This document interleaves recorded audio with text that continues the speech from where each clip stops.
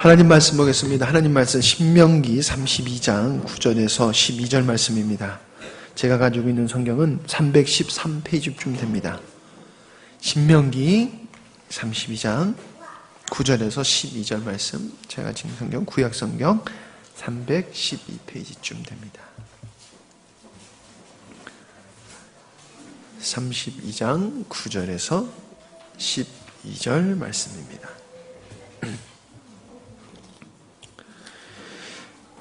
제가 한 절, 여러분들이 한 절 교독하도록 하겠습니다.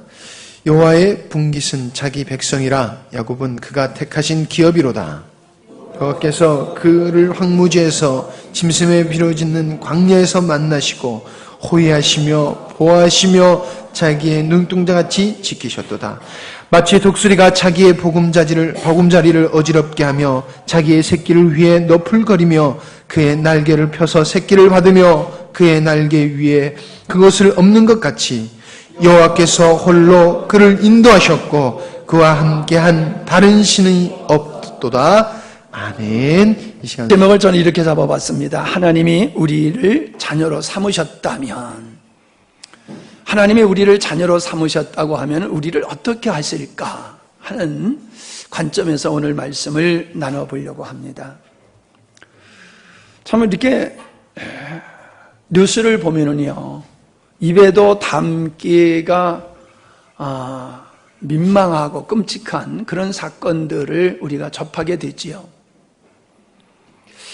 짐승들도 하지 않는, 짐승들도 할 수 없는 그런 악한 일들을 하는데, 부모가 자식을 낳아서 버려요. 그냥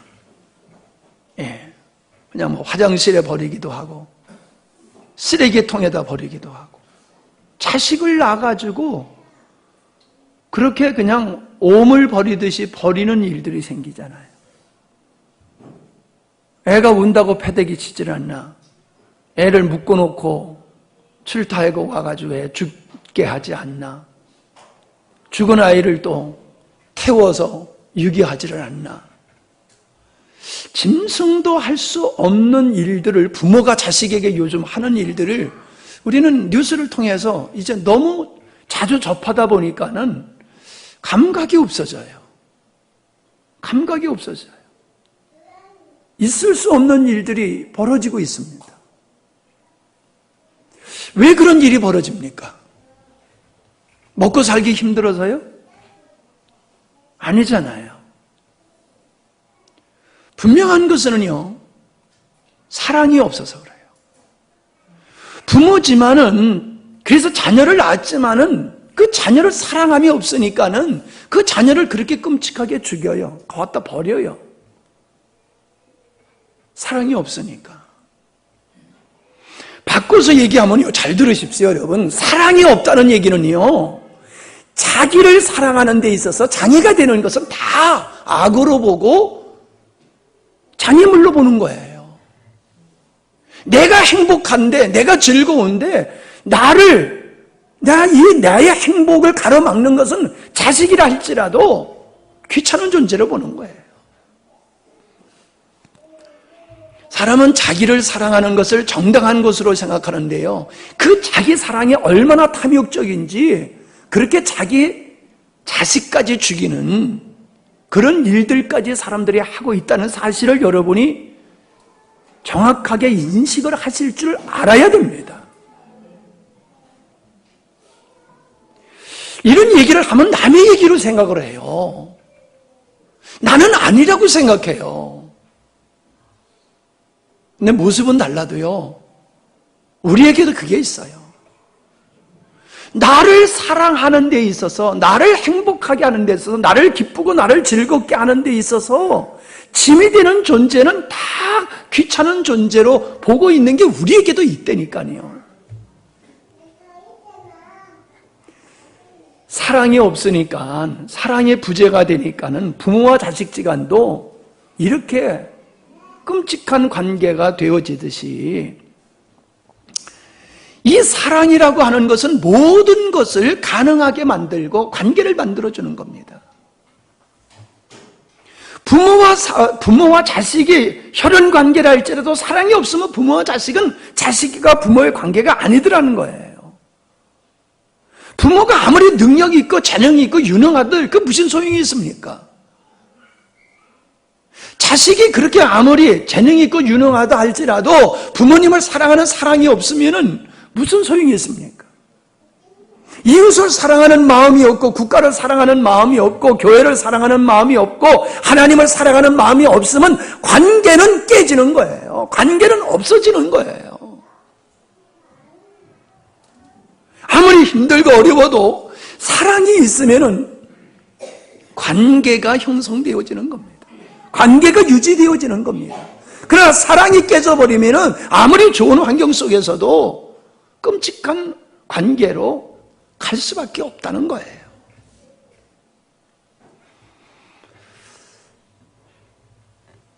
우리는 이 부모와 자식의 관계라고 하는 것을 생각해 보면요, 끊을래야 끊을 수 없는 근거가 되어지는 관계가 부모잖아요. 부모 때문에 우리가 자녀가 태어나고 부모의 돌보심 속에서 자녀가 성장하여 가는 거잖아요. 양육받아서 아름다운 인격자로 성장해 가는 거잖아요. 부모님이 없으면 자녀는 있을 수 없습니다. 그러니까 부모가 자식을 사랑해야 되고 자식이 부모님을 사랑하고 신뢰하는 이것이 없으면 안 된다는 말씀을 제가 지금 드리고 있는 겁니다. 그건 지당하다고 생각해요, 여러분. 생각해 보세요. 세상에서요, 이 성공적인 사람은요, 성공적인 인생을 사는 사람은요, 부모와의 관계가 아주 건강한 사람이에요.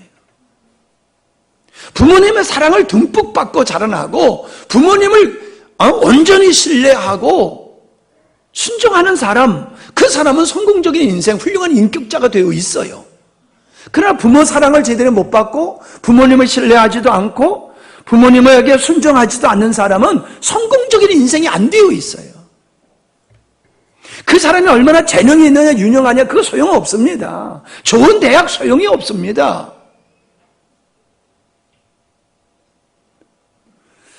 우리는 부모님이 자녀에게 원하는 것, 우리 부모님 내진 여러분들 생각해 보세요. 여러분들이 자녀에게 바라는 게 있지요. 여러분이 자녀에게 하는 게 있지요.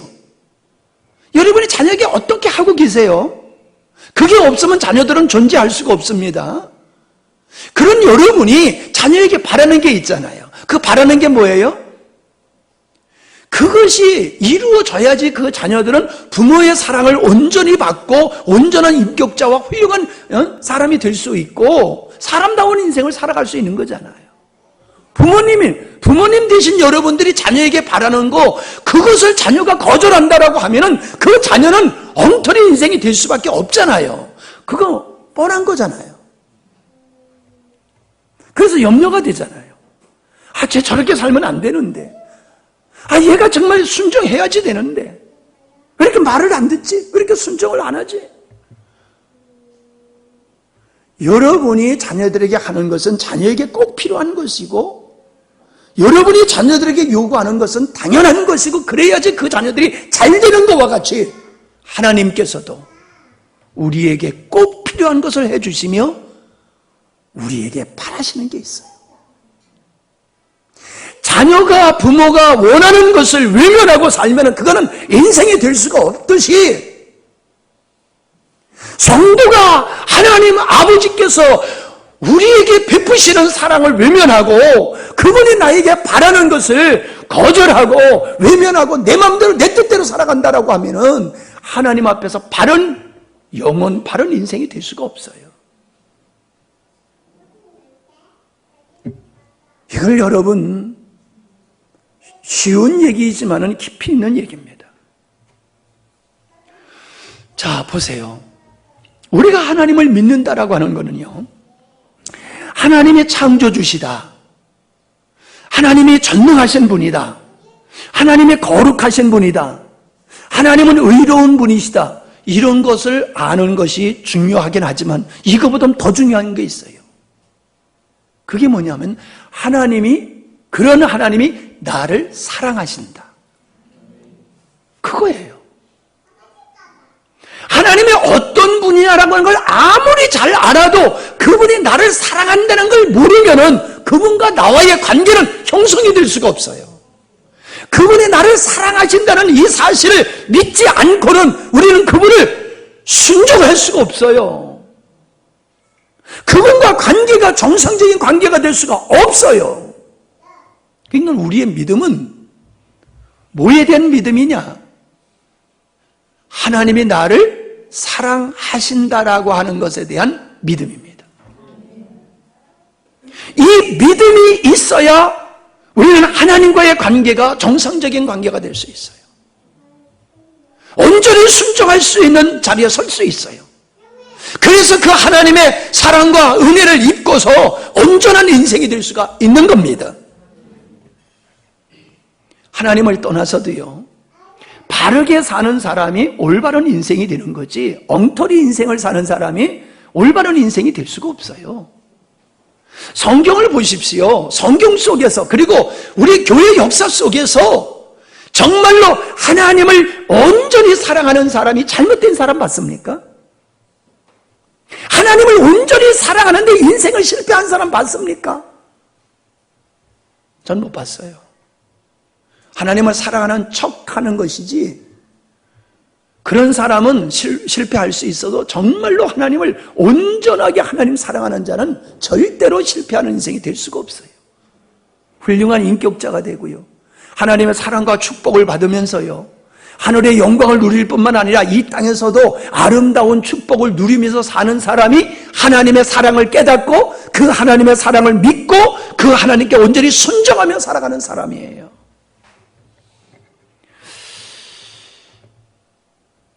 금수저 얘기를 요즘 많이 하지 않습니까? 금수저.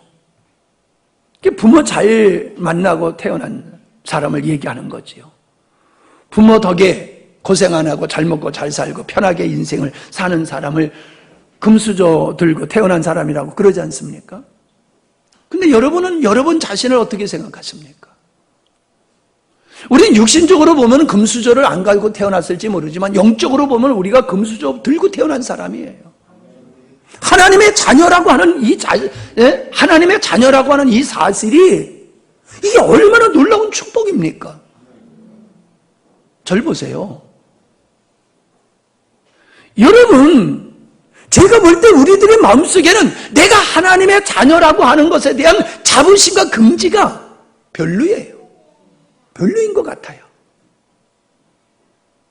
이 하나님의 자녀라고 하는 것이 인생이 누릴 수 있는 아주 가장 큰 은혜고 축복이고 양보할 수 없는 것이라고 저는 생각을 합니다. 이것이 내가 하나님의 자녀라고 하는 것이 우리 삶의 동력이 되어야 되고 에너지가 되어야 된다고 저는 믿습니다. 근데 사람들은 하나님을 아버지라고 부르면서도 감격이 없고 하나님을 아버지라고 부르면서도 자기의 마음속에 자신감과 당당함이 없어요. 내가 하나님을 아버지라 부르기 때문에 내가 하나님의 자녀로서 이 세상에서 어떻게 살아가야 되느냐라고 하는 것이 뚜렷하지 않습니다. 명확하지 않습니다. 관념적이에요. 하나님을 아버지라 부르는 게 관념적이라 이 말이에요.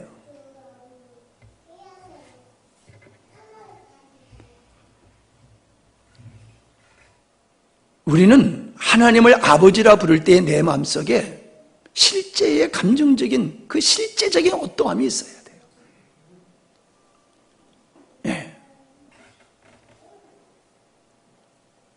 지금 우리 그 딸하고 사이가 성지순례를 갔잖아요. 그래서 이제 사모님이 애들 둘을 돌보주고 있는데 우리 주희가 그러더래요. 엄마가 헤어진 지가 한 30년 된 것 같다고. 그래서 너 30년이나 살았냐? 그랬더니 그렇게 생각된다는 거예요. 그러더라는 거예요. 30년이 된 것 같다고. 엄마가 떨어진 지가.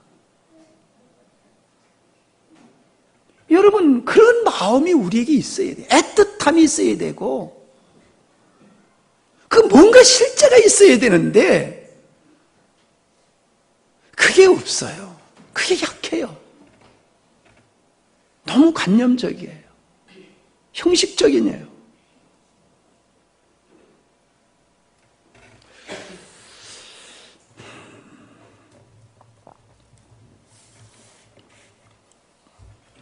우리가 구원이라고 하는 것을 그냥 관념적으로만 생각을 하고 있으면 우리의 삶은 구원의 백성, 하나님의 자녀로서의 삶을 살 수가 없습니다.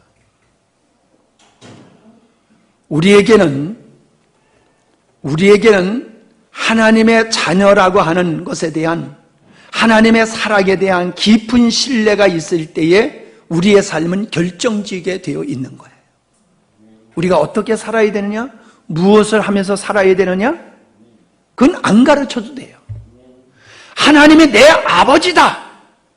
하나님의 나를 자녀로 삼으셨다라고 하는 것에 대한 확신만 있으면 됩니다. 자, 보세요. 자녀가 되려고 그러면 태어나야지 돼요. 태어나지 아니하면 양자로서 자녀가 되는 거지요. 근데 하나님이 우리를 자녀를 삼으시는 것은 이 두 가지가 함께 된 거예요. 우리는 그분으로 태어날 수가 없는 거죠. 피조물이기 때문에요. 그래서 양자로서 우리가 하나님의 자녀가 될 수 있는 거예요.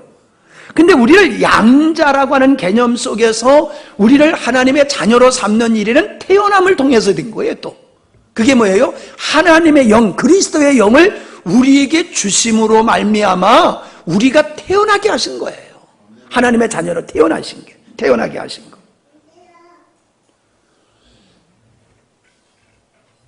우리는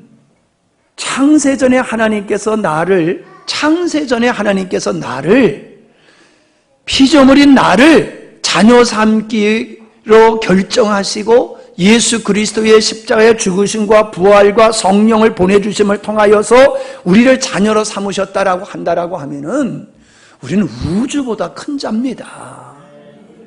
우주보다 큰 자예요. 근데 우리가 자꾸 왜 세상에 끌려갑니까?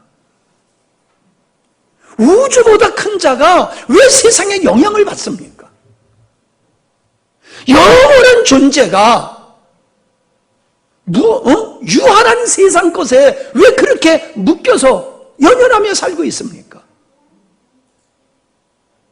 그것이 바로 우리가 하나님의 자녀라고 하는 것을 그냥 관념적으로만 받아들이는 거지 그게 우리 마음속에 실제가 되지 않았기 때문에 그러는 거예요.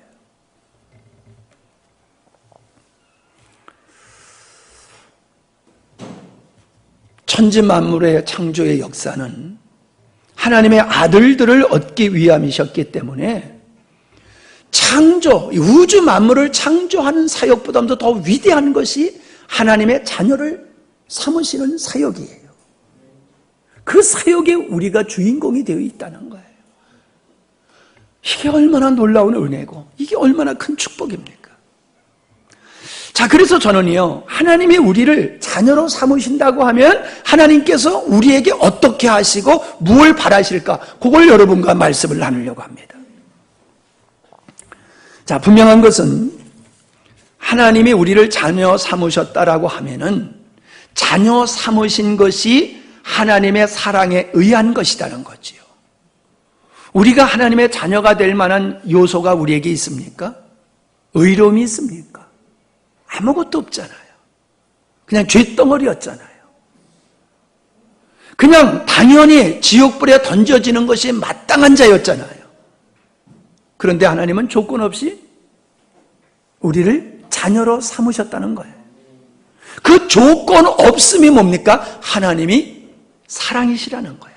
그분의 사랑에 의해서 될 수 없는 우리가 하나님의 자녀가 되었다라고 하는 거예요. 그렇게 우리를 자녀로 삼으신 하나님은 우리를 포기치 아니하신다는 겁니다.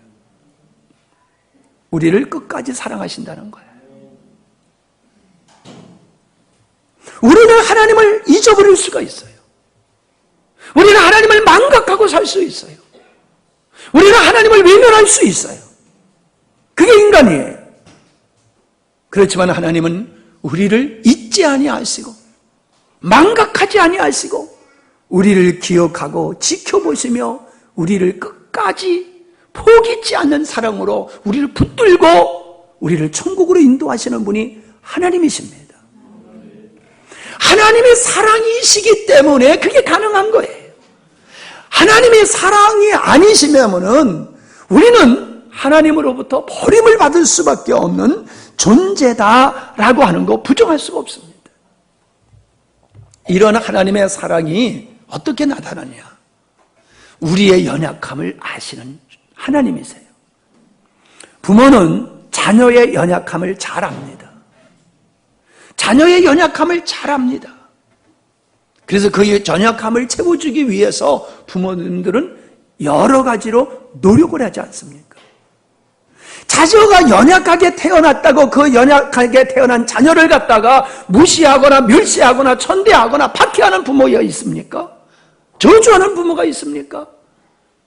연약한 자녀일수록 더욱 소중하게 여기고 긍휼을 베풀듯이 하나님은 인간이란 하나님의 은혜를 입지 아니하면 안 되는 연약한 존재인 것은 하나님은 아십니다. 그래서 로마서 8장 3절에 육신으로 말미암아 연약하여 할 수 없는 그것을 하나님은 하시나니, 연약하여 할 수 없는 8장 26절에 보니까 이와 같이 성령도 우리의 연약함을 도우시나니 라고 말씀하고 있습니다. 히브리서 4장 15절에 보니까는 우리에게 있는 대제사장은 우리의 연약함을 체휼하지 아니하는 자가 아니요, 즉 체휼이라는 말은 뭐냐면 처지를 이해하고 가엾게 여기는 분이라는 거예요. 하나님은 우리의 처지, 우리의 상태, 우리의 연약함을 알고 긍휼히 여기고 동정하며 도와주시는 사랑의 하나님이라고 말씀하고 있습니다. 세상은 안 그러잖아요. 연약한 존재는 되려 버리잖아요. 무시하잖아요. 근데 주님은 도리어 연약할 때가 강함이라고 하시면서 우리의 연약함을 당신이 친히 담당하시고 십자가에 못 박혀 죽으셨고, 우리의 연약함을 아시기에 우리를 대신하여 기도하고 계시고, 우리의 연약함을 아시기에 그분을 우리 안에서 생명되어 주시어서 우리가 할 일을 할 수 있도록 역사하고 계시는 분이 하나님이시란 말이에요. 그 하나님의 사랑이 없으면 우리가 이 땅에 존재할 수가 없어요. 그 하나님의 사랑으로 우리를 붙드시기 때문에 믿음을 지키고 있는 것이고 세상과 싸워 이기고 있는 것이고 성도의 길을 걸어가고 있는 것이잖아요. 우리가 하나님의 사랑의 줄로부터 끊어진다라고 하면은 줄기에서 잘려져 나가는 가지와 같은 겁니다. 우리는 하나님 사랑 없이도 살 수 있다는 착각에서 벗어나야 됩니다. 내가 지금 존재하고 있는 것이 내가 하나님을 사랑하지 않아도 하나님은 나를 지속적으로 변함없이 사랑하시기 때문에 내가 지금 존재하고 있다는 사실을 깨달아야 됩니다. 내가 잘나서가 아니에요. 내가 열심히 살았기 때문에 오늘의 삶을 살아갈 수 있는 게 아니란 말입니다. 하나님의 사랑이 여러분을 존재케 하고 있는 거예요. 가능할 수 있도록 여러분을 붙들고 계시는 거예요. 그 하나님의 사랑을 소중히 여겨야지 그 하나님의 사랑을 하찮게 여기면 안 된다는 거예요. 수고하고 무거운 짐 진 자들아 다 내게로 오라. 내가 너를 쉬게 하리라고 말씀하지 않습니까? 자녀가 힘들고 어려우면요 누구 찾아갑니까? 부모님 찾아가잖아요. 네. 어저께도 제가 설교 준비하고 있는데 주희하고 찬이하고 와가지고 막 텔레비 이거 켜달라 막 켜주고 가면 조금 있다가 막 또 와가지고 이거 켜달라 막 또 가면 또 이거 켜달라 막 세상에 말이야 어쩌나 괴롭히는지 죽겠다고 마는 거냐.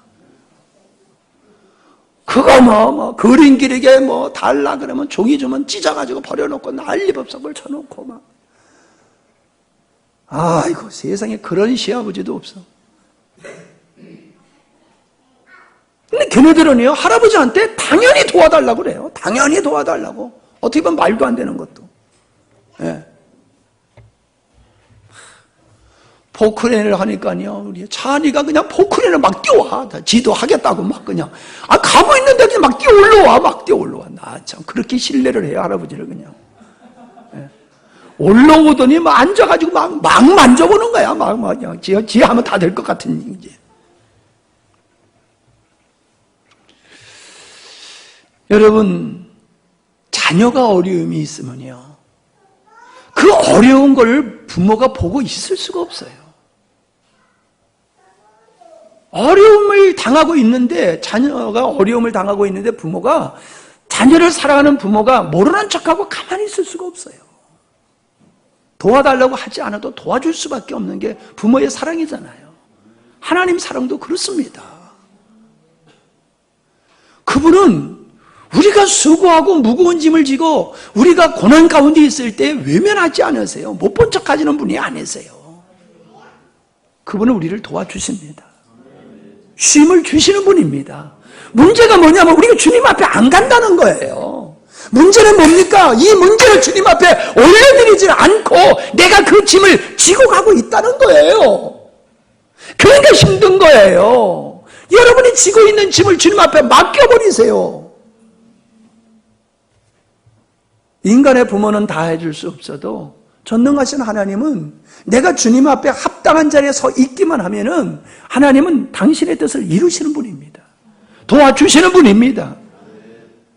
자유케 하시는 분입니다. 무거운 짐으로부터 벗어나게 하여 주시는 분이십니다. 그분이 우리를 사랑하시기 때문에 이게 가능한 거예요. 우리 수준으로 말한다라고 하면 어림도 없지요. 오늘 있다가 내일 아궁에 던지우는 풀들도 하나님이 이렇게 입히시거든 하물며 너희일까 보냐? 너희일까 보냐? 생명 없는 세상에 자연만상도 하나님이 보호하시는데 내 자녀인 너희들을 내가 눈 감고 못 본 척 하겠느냐? 아니라는 거예요. 걱정하지 말라는 거예요. 너는 내가 원하는 길로만 전념하며 가라는 거예요. 너희가 악한 자라도 좋은 것을 자식에게 줄 줄 알거든 하물며 하늘에 계신 아버지께서 구하는 자에게 좋은 것을 주시지 않겠느냐. 우리가 구하는 것보다도 더 우리에게 좋은 것으로 필요한 것으로 주시는 분이심을 우리에게 말씀해 주고 계시지 않습니까? 자기 아들을 아끼지 아니하시고 우리 모든 사람을 위하여 내어주신 이가 어찌 그 아들과 함께 모든 것을 우리에게 은사로 주시지 않겠느냐. 저는 이렇게 믿음의 삶을 하면서 내가 하나님께 누리고 사는 게요 참 많아졌어요. 부족함이 없는 것 같아요. 내가 인생을 살면서요 뭐가 더 부족한 게 있는 것 같지를 않아요. 때를 따라 하나님께서는 필요한 거 주세요.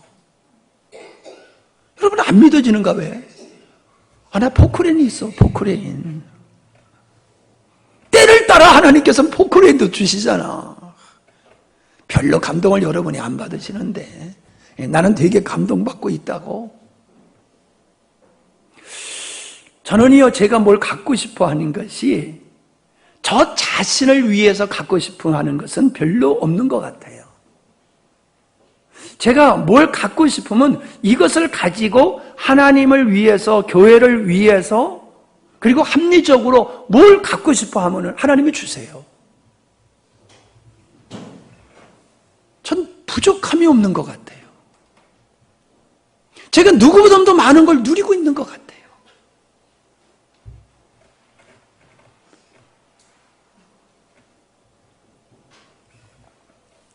이것을 제가 물질적으로나 환경적으로나 많은 걸 누릴 수 있는 것은 하나님이 나를 사랑하시며 나를 자녀 삼으셨다고 하는 것에 대한 감사와 내가 자녀로서 어떻게 살아야 되느냐 하고 하는 것에 전념했을 때에 하나님은 나에게 필요한 모든 것을 아들로 삼으심과 같이 아들에게 필요한 모든 것을 주시는 하나님의 은혜를 전 누리고 살고 있습니다. 여러분도 좀 누리세요. 많이 누리실 수 있기 바랍니다. 하나님이 자녀로 삼으신 후에 자녀에게 필요한 것을 풍성히 부어주시는 은혜를 입어야지 그게 자녀다운 거지.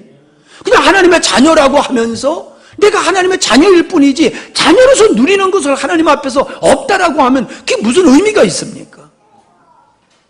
우리는 하늘의 것과 땅의 것으로 하나님의 자녀로서 마땅히 받아 누릴 수 있는 것을 여러분 누리실 수 있기를 바랍니다. 우리는요 이 세상에서 부귀 호강을 누리려고 목적을 거기다 두고 사는 사람은 아니에요. 그러나 하나님의 성경에 보세요. 위대한 하나님의 사람들이 가난하게 사는 거 봤습니까? 물론 복음을 전하느라고 가난하게 살고 핍박을 당하고 죽임을 당한 사람도 있어요. 그러나 제가 보편적으로 얘기하는 겁니다. 이스라엘 백성들에게 하나님께서 법도와 윤리를 주면서 너희들이 이 말씀에 순종해라. 그게 뭐예요? 나를 사랑하고 나에게 순종만 해라. 그러면 이 땅에서 너희들이 이런 복을 받고 살 것이라 그 약속을 하셨고 그것이 역사 속에서 증명되고 지금까지 증명되고 있지 않습니까? 하나님의 사랑을 받는 게 하나님의 축복을 받는 겁니다.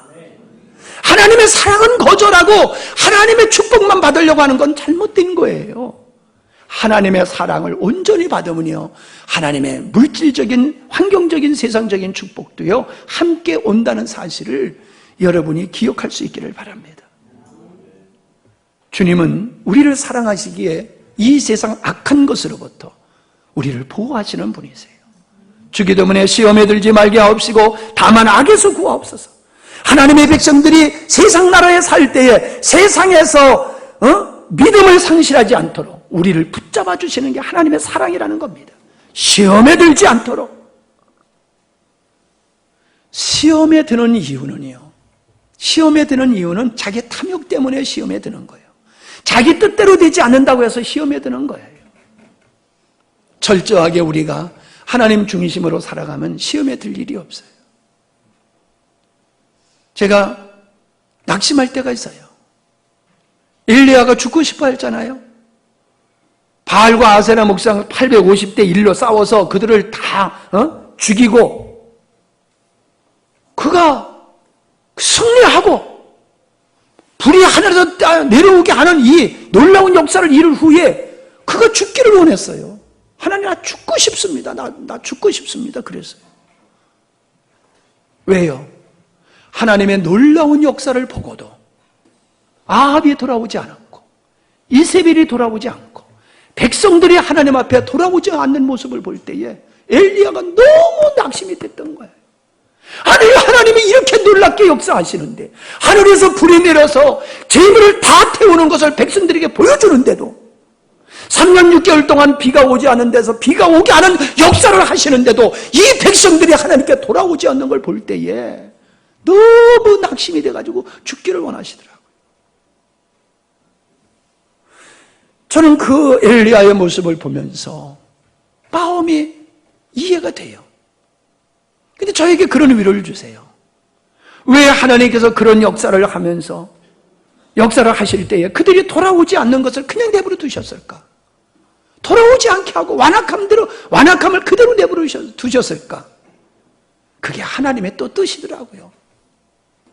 하나님의 역사 속에 알곡과 쭉쭉이를 가리는 남은 자 7,000명, 그 남은 7,000명을 골라내시기 위해서 하나님은 그 악한 시대를 그대로 허락하고 계시더라라고 하는 게 보여지더라고요.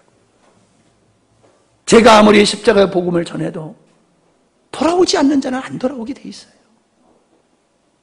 십자가의 복음을 전하면 다 돌아올 줄로 저는 알았어요. 그러나 십자가의 복음을 듣고도 돌아오지 않을 자는 안 돌아오게 되더라고요. 저는 그걸 보고 낙심을 했어요. 실족해서. 근데 그것도 하나님의 뜻이다라고 하는 그런 것을 분별하게 될 때의 마음에 위로가 되더라고요. 저를 보세요. 제가 지금 심각하게 말씀을 전하고 있습니다. 심각하게. 두 번째는요, 부모는 자식을 양육하잖아요. 부모가 자녀가 잘 되도록, 훌륭한 인격자가 되도록, 훌륭한 사회의 구성원이 되도록 부모가 자식을 열심히 양육했잖아요.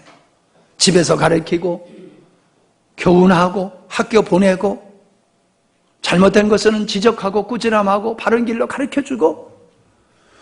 정말로 인생을 살면서요 가장 힘든 일이 뭔지 압니까? 자녀 교육시키는 것만큼 힘든 일이 없어요. 중요한 농사가 자녀 농사라고 그러는데 정말로 자녀 농사만큼 마음대로 안 되는 거 없어요. 그만큼 힘든 거 없어요.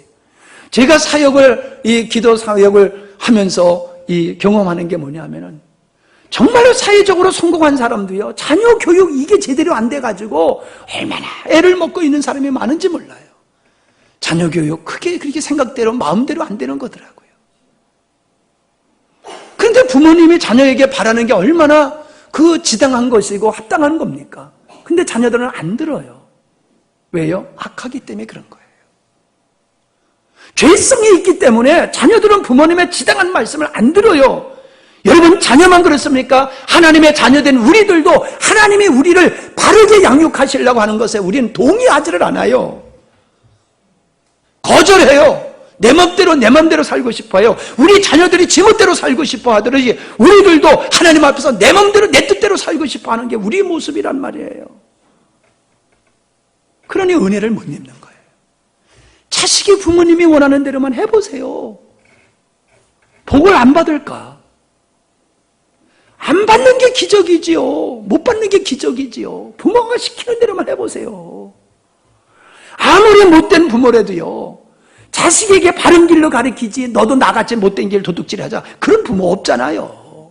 내가 사기꾼이니까 너 사기꾼 되라. 세상에 무당도요, 자기 자식 무당 안 만들려고 그러더라고요. 아무리 악한 부모라 할지라도 자식은 바르게 되기를 원하는 거예요. 하나님이 우리를 양육하시는 길은 우리를 바르게, 우리를 하나님 보시기에 합당한 자로 만들기 위해서 하나님은 우리를 그렇게 양육하신다는 사실이에요. 아멘? 자녀 삼으셨다고 하는 것은 자녀 삼으심으로 땡 끝나는 게 아니라 자녀로 삼으셨기에 자녀답게 만들어 가시는 게 하나님이에요. 우리는 이걸 외면하면 안 돼요. 이걸 잊어버리면 안 돼요. 이걸 외면하는 거 잊어버리면 안 돼요. 어느 부모가 자식의 교육을 포기하는 부모가 어디 있습니까? 자녀의 교육을 포기하는 부모가 어디 있습니까? 하나님이 우리를 자녀 삼으셨다라고 하면은 우리를 양육하시는 일을 절대로 포기하지 않으려 하십니다. 기어코 하나님이 원하시는 자녀로 만드시고야 마는 분이 하나님이십니다. 아브라함을 오래도록 아들을 주지 아니하시고 가나안 지역에서, 팔레스타인 지역에서 뺑뺑이 돌게 하신 것이 목적이 어디 있습니까? 믿음의 조상으로 만들기 위함이셨잖아요. 야곱을, 라반을 통해 가지고 그를 변화시킨 것이 하나님께서 그를 양육하시는 모습이잖아요. 모세에게 광야 40년이 왜 필요했습니까? 이스라엘 백성들에게 광야 40년이 왜 필요했습니까? 오늘 말씀 신명기 8장 2절로 3절 말씀에 이런 말씀이 있잖아요. 네 하나님 여호와께서 이 40년 동안에 너로 광야의 길을 걷게 하신 것을 기억하라. 이는 너를 낮추시며 너를 시험하사 네 마음에 어떠한지 그 명령을 지키는지 아니 지키는지 알려 하심이라. 3절 너를 낮추시며 너로 줄이게 하시며 또 너도 알지 못하며 네 열조도 알지 못하던 만나를 네게 먹이신 것은 사람이 떡으로만 사는 것이 아니요 여호와의 입에서 나오는 모든 말씀으로 사는 줄로 너로 알게 하려 하심이라. 하나님의 자녀답게 만들기 위해서 광야 40년을 허락하셨다는 거예요. 여러분 지금 광야 40년을 걷고 계시는 겁니다. 지금 여러분이 고난과 역경 속에 왜 계십니까? 광야 40년을 돌고 있는 거예요. 그걸 통해서 하나님을 알게 하고 주님으로만 살 수밖에 없는 인생임을 알게 하시는 거예요. 주님만 의지하도록. 근데 여러분 그쪽으로 가고 계십니까? 애굽만 바라보고 있잖아요. 뺑뺑이 돌면서 주님 없으면 안 돼요라고 해야 되는데 뺑뺑이 돌면서 자꾸 애굽만 생각했던 이스라엘 백성들 광야에서 다 죽었어요. 여러분 광야 40년 속에서 믿음의 사람으로 하나님이 원하는 사람으로 지어지시기를 바랍니다. 고난을 겪고 고난을 끝나면 안 돼요. 고난을 통해서 하나님이 원하시는 사람으로 지어져야 됩니다. 하나님이 여러분에게, 저와 여러분에게 하시는 일은 하나님의 사람으로 우리를 양육하고 계시다는 거예요. 여러분이 얼마큼 믿음이 잘하고 계세요? 여러분 얼마나 하나님의 사랑을 하세요? 여러분은 얼마나 교회를 사랑하세요? 여러분은 얼마나 영혼들을 사랑하십니까? 얼굴에 힘이 없어요. 눈에 힘이 없어요. 하나님을 사랑하는 사람, 눈에 빛이 있을 수밖에 없어요. 얼굴에 힘이 있을 수밖에 없어요. 하늘이여 들으라, 땅이여 귀를 기울이라. 여호와께서 말씀하시기를 내가 자식을 양육하였거늘 그들이 나를 거역하였도다. 이사야서 1장 2절이에요. 역대하 36장 15절로 16절. 그 열조에 하나님 여호와께서 그 백성과 그 거하는 곳을 아끼사 부지런히 그 사주들을 그 백성에게 보내어 이루셨으나 이 백성이 하나님의 사자를 비웃고 말씀을 멸시하며 그 선지자를 욕하여 여호와의 진노로 그 백성에게 미쳐서 만회할 수 없게 하였으므로 하나님은 선지자를 끊임없이 보냈지만은 당신의 백성들은 그 사자를 비웃고 하나님의 말씀을 멸시하며 선지자들을 욕하여 하나님의 진노를 쌓았다. 하나님의 양육의 손길을 거절했다는 겁니다. 오늘 우리가 안 그렇습니까? 하나님이 우리를 양육하는 것에 외면하고 무관심하고 살고 있잖아요. 이게 거절하는 거예요. 이게 멸시를 하는 거예요. 그래서 시편 89편 32절에 보니까 내가 지팡이로 저희들이 범과를 다스리며 채찍으로 저의 죄악을 징책하리로다. 지팡이로 저희들의 범과를 다스리며 채찍으로 저의 죄악을 징책하겠다. 이게 사랑이에요. 징계는 저주가 아니고 징계는 하나님의 사랑입니다. 그래서 히브리서 12장에 보면은 하나님은 이 징계가 없는 자는 부모가 없는 자다. 이 징계는 하나님 아버지의 사랑이고 하나님의 사랑이다라고 하는 말씀을 쭉 해주고 계시지 않습니까? 징계는 내 의지와 상관없이 임하는 겁니다. 하나님의 일방적인 손길이 나에게 징계로 나타날 수 있는 것입니다. 여러분 인생을 살아가면서 하나님의 징계를 경험하시고 하나님의 징계 속에서 눈물 흘리며 감격한 경험이 있으십니까? 이 사람은 하나님이 원하는 사람으로 지어져가는 사람입니다. 그러나 하나님의 징계를 경험해보지 못한 사람은 예수님을 믿는다는 형식만 있을 뿐이지 하나님이 자녀로 양육하시는 그 대열에 참여한 자가 아니에요. 분명히 하나님의 자녀는 하나님께서 만지시는 일을 하십니다. 곁길로 갈 때 막으십니다. 막으세요. 곁길로 갈 때 하나님은 막으세요. 그 막는 것을 여러분이 경험해 보셔야 돼요. 야, 하나님이 나를 사랑하시기에 이렇게 곁길로 가는 길을 나를 이렇게 막으시는구나. 사망의 길로 가는 걸 이렇게 막으시는구나. 이것을 여러분이 경험 못하시고 예수를 믿는다고 하면 가짜입니다. 그만큼 우리는 하나님의 징계가 없이 그렇게 하나님의 양육을 받는 존재가 아니에요. 우리는 징계를 피할 수 없을 수밖에 없는 그런 연약한 존재라는 사실입니다. 나는 선한 목자라 하시면서 내가 너희에게 행한 것 같이 너희도 행하게 하고 내가 본을 보였다. 주님은 우리를 양육하실 때에 선한 목자로 앞서가시며 본을 보이시며 우리를 양육하시니 우리가 그분에게 온전히 순종하면 될 줄 믿습니다. 자, 세 번째 마지막입니다. 그분은 우리의 보호자로서 역할을 감당하고 계십니다. 구약에서는 율법을 주셨고 신약에서는 율법을 주신 그리스도의 영을 우리에게 주셨습니다. 법과 지도를 우리의 마음속에 그려 넣으신 분이십니다. 그것이 보혜사 성령을 우리에게 보내주심이십니다. 보혜사라고 하는 뜻은 곁에서 우리를 돕는 자다라고 하는 뜻입니다. 하나님은 당신의 사랑하는 자녀들을 자녀로 삼으시고 세상에 방치하시는 것이 아니라 우리 곁에서 우리 안에서 우리를 보호하시고 우리를 선한 목자이신 주님이 우리를 인도하시는 분이라는 사실을 말씀해주고 있는 겁니다. 그래서 요한복음 14장 18절에 보니까는 내가 너희를 고아와 같이 버려두지 아니하고 너희에게 오리라. 내가 너를 고아와 같이 버려두지 아니하고 너희에게로 오리라. 여러분, 고아는 보호자가 없잖아요. 주님은 우리를 고아와 같이 그냥 방치하지 않으시겠다는 거예요. 보호자로서 우리를 지키시고 공급해 주시겠다는 겁니다. 때를 따라 필요한 것을 우리에게 주시겠다는 것입니다. 세상 끝날까지 내가 항상 너희와 함께 있으리라. 보호자로서의 모습을 우리에게 보여주고 있지 않습니까? 그러므로 우리가 궁일하심을 받고 때를 따라 돕는 은혜를 얻기 위하여 은혜의 보좌 앞에 담대히 나아갈 것이니라. 우리는 주님 앞에 손 들고 나가기만 하면 하나님은 역사하십니다.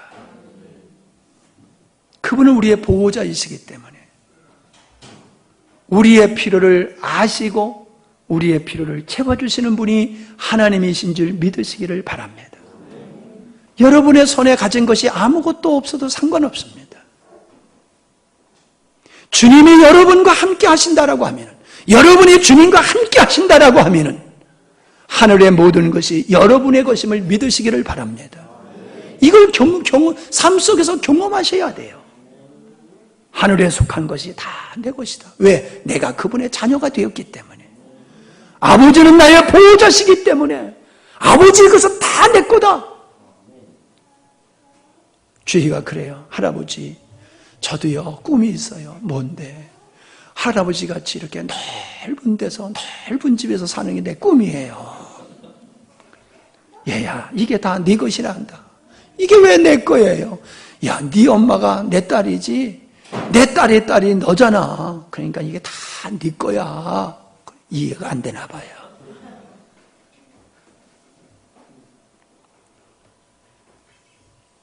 여러분, 주님은 이사야서 43장에 야곱아, 너를 창조하신 여호와께서 이제 말씀하시느니라. 이스라엘아, 너를 조성하신 자가 이제 말씀하시느니라. 너는 두려워 말라. 내가 너를 구속하였고 내가 너를 지명하여 불렀나니 너는 내 것이라. 네가 물 가운데로 지날 때에 내가 함께할 것이라. 강을 건널 때에 물이 너를 침몰치 못할 것이며 네가 불 가운데로 행할 때에 타지 아니할 것이며 불꽃이 너를 사르지도 못하리니. 이게 하나님의 백성, 당신의 자녀에게 향하신 말씀이에요. 여러분, 우리가 구원받는 백성이라고 하면 이런 것을 우리의 삶 속에서 경험해야 됩니다. 병상에서 경험해야 되고 사업장에서 경험해야 되고 우리의 삶의 현장에서 이 말씀을 우리가 경험하며 살아가야지 돼요. 이게 목적은 아니에요. 그러나 우리가 자녀이기 때문에 자녀에게 약속하신 말씀을 우리의 삶 속에서 경험하고 사는 것은 당연한 겁니다. 이건 우리가 누릴 자격이 있어요. 하나님의 자녀로서 누릴 자격이 있어요. 세상에 우리를 엄습한다 할지라도 세상에 우리를 어찌할 수 없습니다. 우리는 그리스도의 이름으로 이길 수가 있습니다. 그것이 예수님을 증거하는 거예요. 여러분이 그렇게 세상을 이겨나가면서 주님과 동행하면서 그 삶이 살아계신 하나님을 세상에 보여주는 이것이 돼야지 돼요. 시편 91편 3절에 이는 저가 너를 새 사냥꾼의 올무에서와 극한 연병에서 건지실 것이미로다. 제가 인생을 살아오면서 사냥꾼의 올무에 걸려가지고 짐승이 퍼덕퍼덕 하듯이 연병에 걸려가지고 일어날 수 없는 그 나약함 속에 있었던 이 경험이 저에게 한두 번이 아니었습니다. 그러나 주님은 저를 거기서 벗어나게 하셨고 이기게 하셨습니다. 하나님의 백성에게 주신 약속입니다. 그러므로 하나님이 여러분에게 바라시는 게 있어요. 부모가 자식에게 바라듯이 하나님이 여러분에게 바라시는 것이, 잘 들으세요. 첫 번째, 하나님을 신뢰하라는 거예요. 자식이 부모님을 신뢰해야 됩니다. 맞지요? 마찬가지예요. 우리는 하나님을 신뢰해야 됩니다. 어떤 경우에도 하나님은 사랑이시다. 하나님은 나를 사랑하신다. 하나님은 나에게 가장 최선의 것을 주시는 분이다.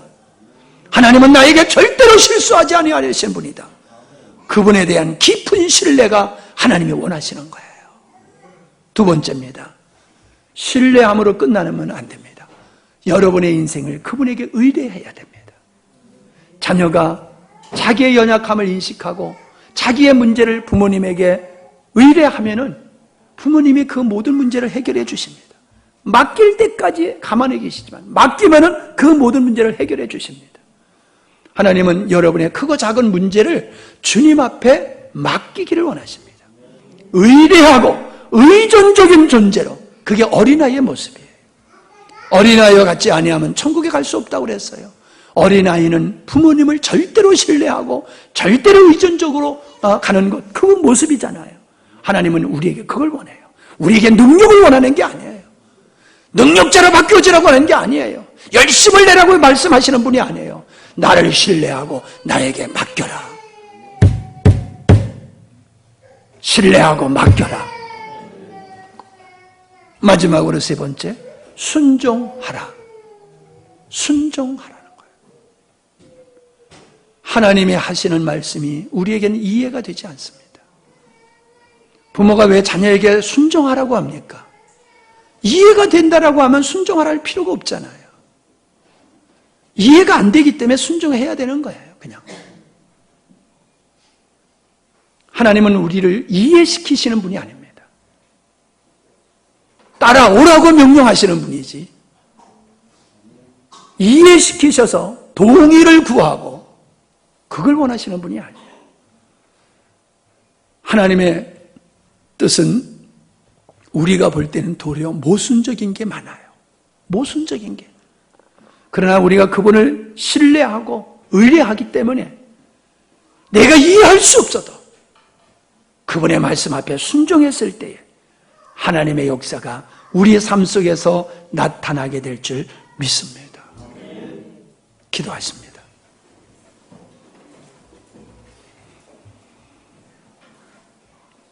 하나님을 아버지라 부르는 것은 하나님이 아버지로서 우리에게 어떻게 하실 것인가에 대한 믿음입니다. 그 믿음 없이 하나님을 아버지라 부르는 것은 의미가 없습니다. 내가 하나님을 아버지라 부를 때에 하나님은 내게 어떻게 하시는 분인가를 우리는 명확하게 인식을 해야 됩니다. 그분은 우리를 사랑하십니다. 우리의 연약함을 외면하지 아니하시는 분입니다. 모른 채 하지 아니하시는 분입니다.